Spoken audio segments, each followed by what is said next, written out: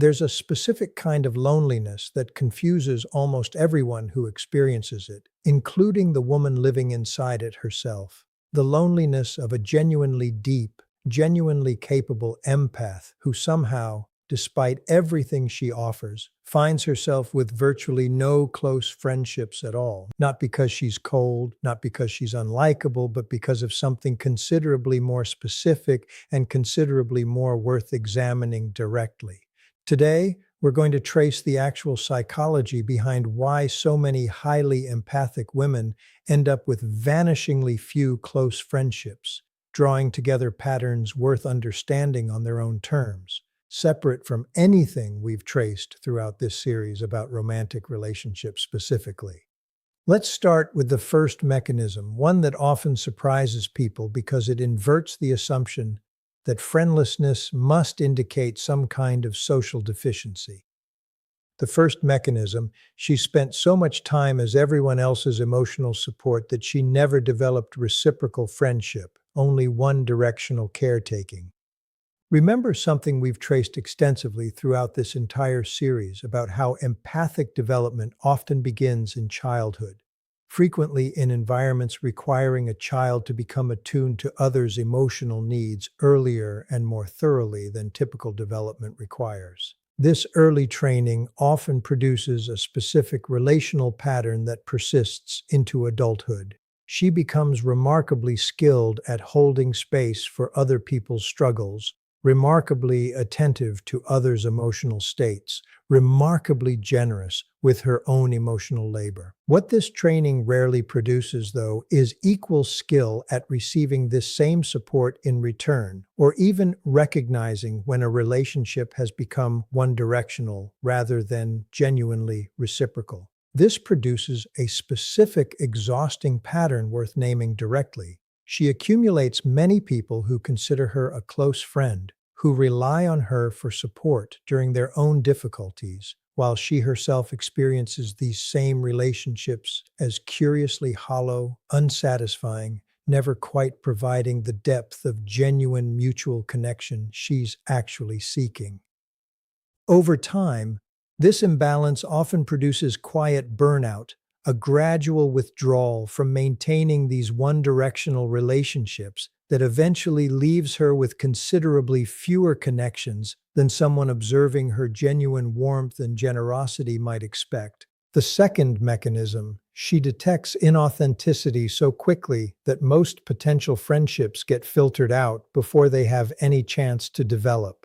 Remember what we've traced throughout this series about how empathic perception often includes heightened sensitivity to the gap between performance and authenticity. This sensitivity, genuinely valuable for protecting against manipulation in romantic contexts, produces something considerably more costly in the context of ordinary friendship formation.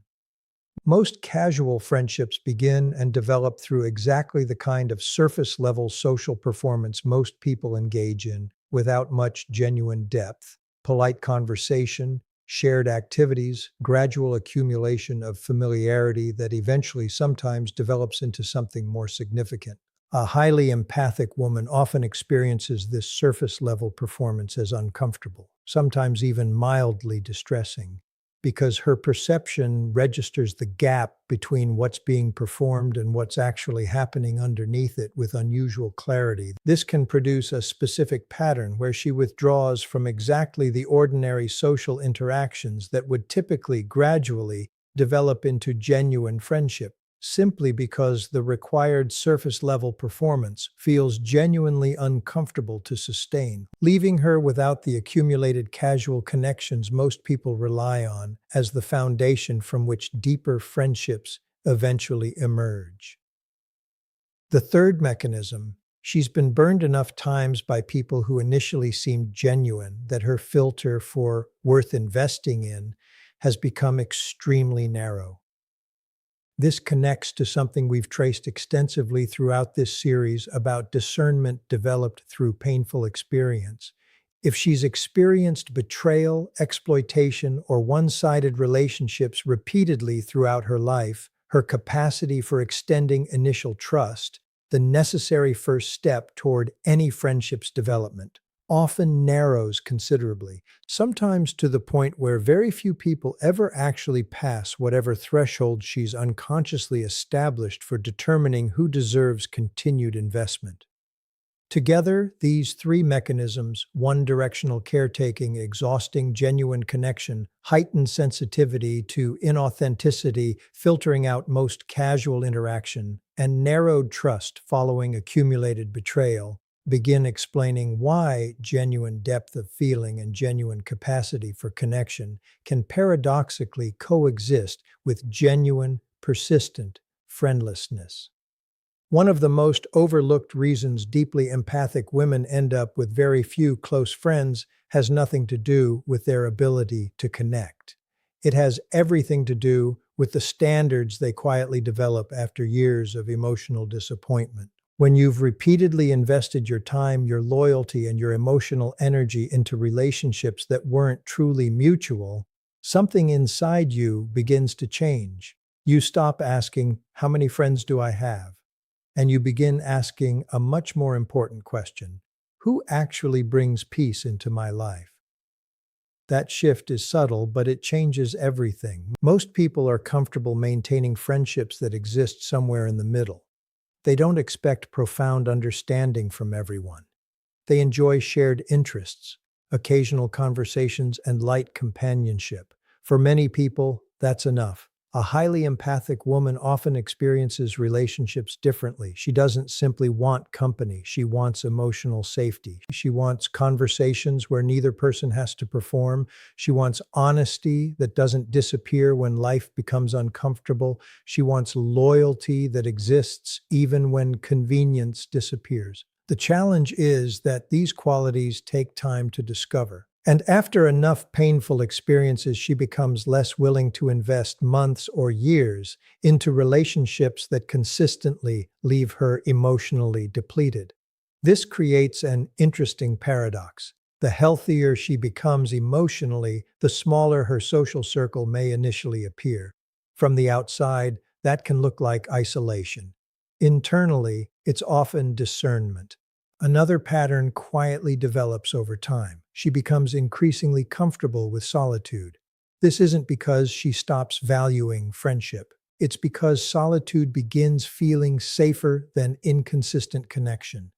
Many people misunderstand this completely. They assume she's lonely every time she spends a weekend alone.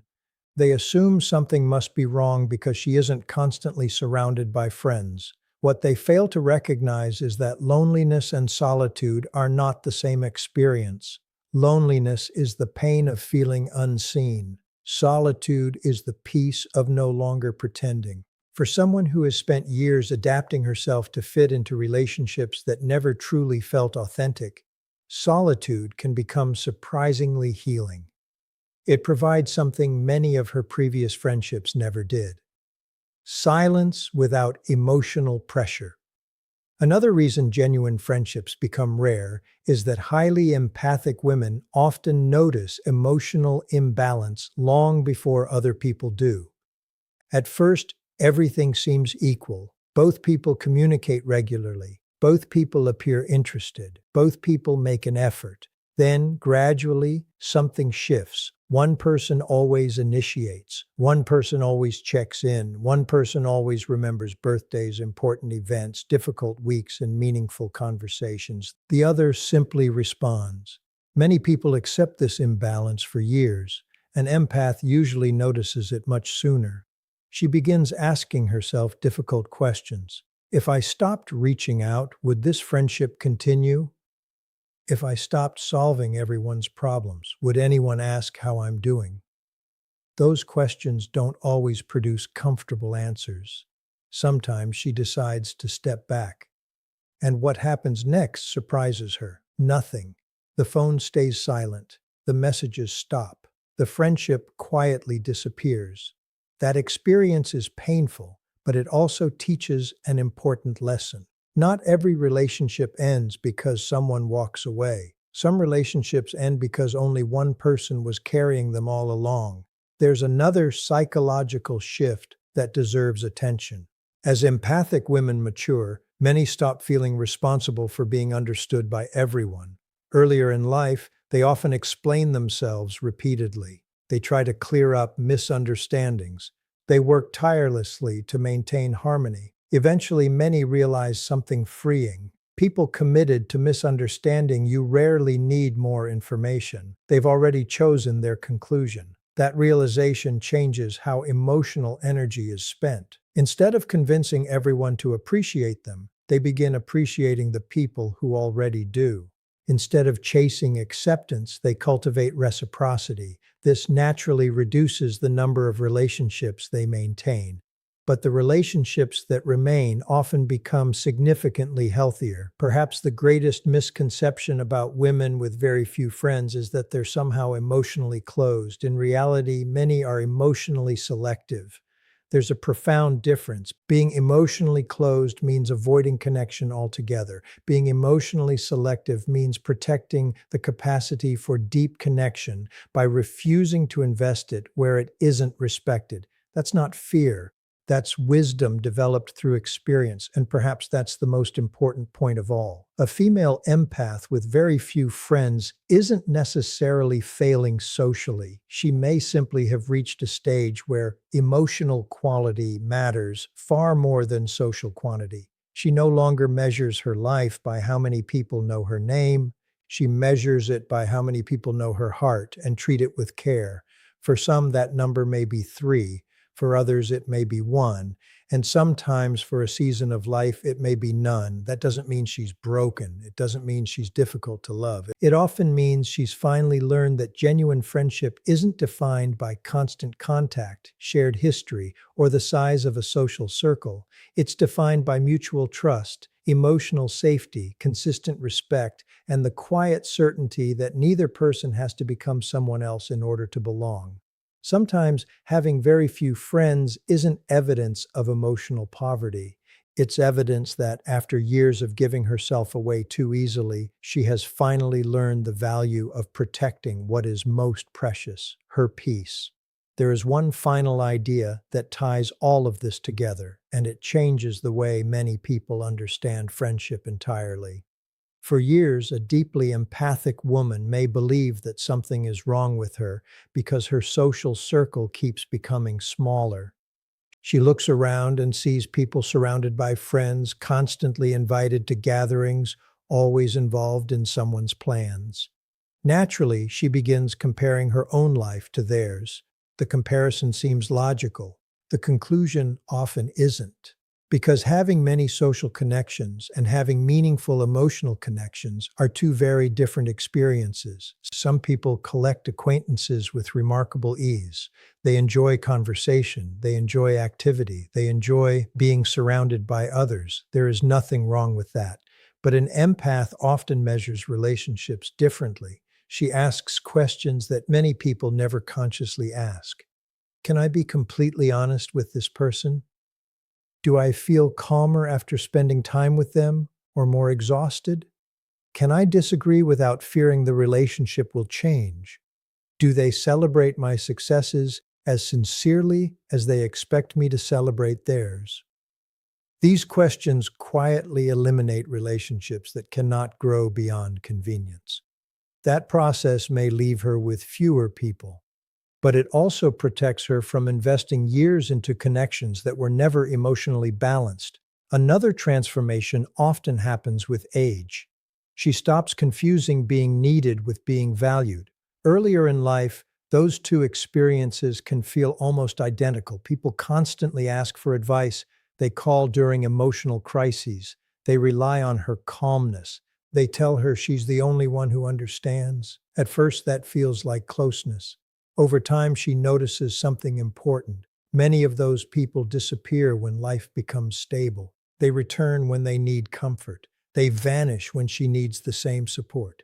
Eventually, she recognizes the difference. Being emotionally useful is not the same as being emotionally cherished. One creates dependency, the other creates mutual respect. That realization changes the kinds of friendships she is willing to maintain. Perhaps the greatest change of all is that she becomes comfortable disappointing people, not through cruelty, through honesty. She no longer says yes simply because someone might feel rejected. She no longer carries responsibility for everyone's emotions. She no longer believes every conflict is hers to repair. That may surprise people who have always known her as endlessly accommodating. Some may even accuse her of changing. They're right. She has changed. She has learned that compassion without boundaries eventually becomes exhaustion. And exhaustion is not a sustainable foundation for friendship. There is another reason her circle often becomes smaller. She no longer fears walking away from emotional inconsistency.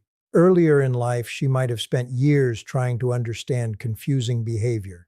She searched for explanations. She gave second chances, then third chances, then countless opportunities for things to improve.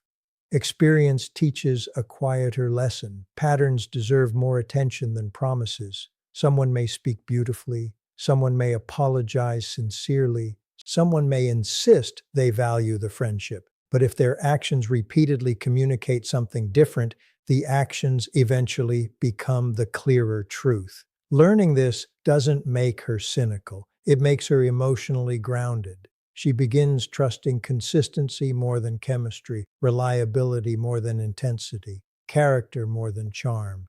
Those priorities naturally reduce the number of relationships she keeps, yet they dramatically improve the quality of the ones that remain. Many people misunderstand solitude. They assume being alone automatically means being lonely.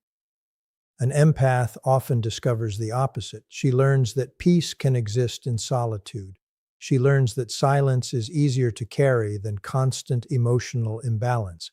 She learns that reading a book, taking a walk, spending time with family, or simply enjoying her own company can restore more energy than forcing herself into relationships that never truly felt safe. This doesn't mean she has given up on friendship. It means she no longer accepts connection at the cost of authenticity, and perhaps that is the greatest lesson hidden inside this entire discussion. A female empath with very few friends is not necessarily someone who failed socially. She may simply have become unwilling to exchange her emotional well-being for the appearance of belonging. The world often celebrates popularity. It counts followers. It counts invitations. It counts the number of people surrounding someone. Emotional health counts something different. It asks whether those relationships are honest, whether they are reciprocal, whether they create peace instead of confusion. Because at the end of the day, one trustworthy friend who genuinely listens, respects boundaries, and remains present during difficult seasons is worth more than dozens of relationships built only on convenience. So if you've ever looked at your small circle and wondered whether it meant something was wrong with you, consider another possibility. Perhaps your life isn't becoming smaller. Perhaps your standards have become healthier. Perhaps your heart has finally learned the difference between attention and connection, between being included and being understood, between having many people around you and having a few people who truly feel like home. That isn't loneliness. For many empaths, it's the beginning of living authentically.